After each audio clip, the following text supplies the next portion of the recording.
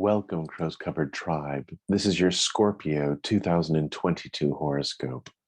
Scorpio, this is a very anxious year for you because you're feeling more sensitive to the feelings of others. You're feeling more sensitive to the universe you find yourself in. You're probably unburdening yourself with a lot of old rubbish. Those might be ideas, feelings, or relationships.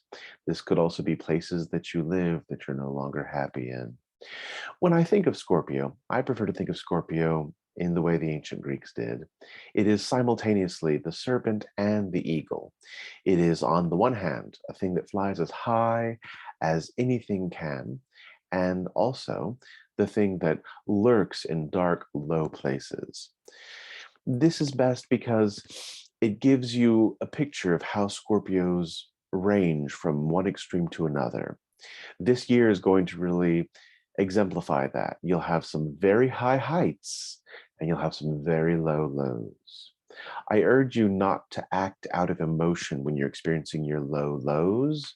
And I think that the best way for you to do that is to start cultivating healthier habits right now, immediately. In the beginning of the year, if you can redirect your impulses towards productive, creative things like more reading or meditation, yoga, or community service when you're feeling alone or hurt, this would really benefit you. Some Scorpios I've known think of themselves as the light in the lives of others, a way for others to find comfort and solace when it might be lacking in their lives. That's fantastic as long as you can maintain that when you yourself don't feel up to snuff. If you only are a light for others when you feel that you have had your path lit, then the world becomes very one-sided. And extreme one-sided views have never served you, Scorpio.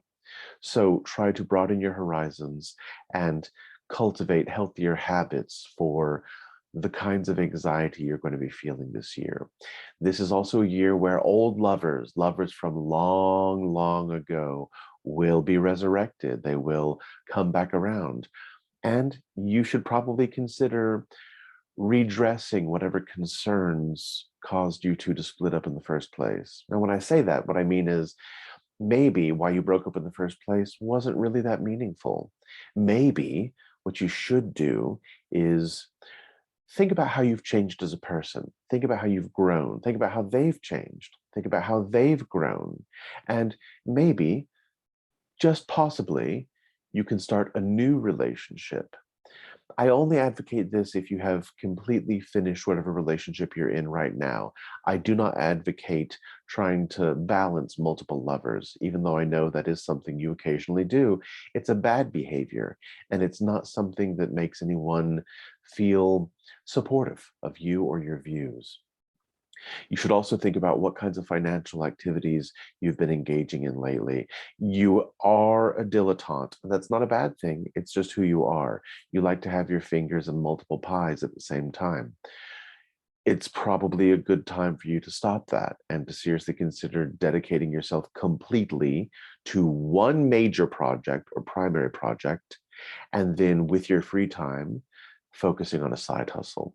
Instead of trying to balance 20 side hustles, it's good to have your meat and potatoes on one side of the plate and then your asparagus on the other.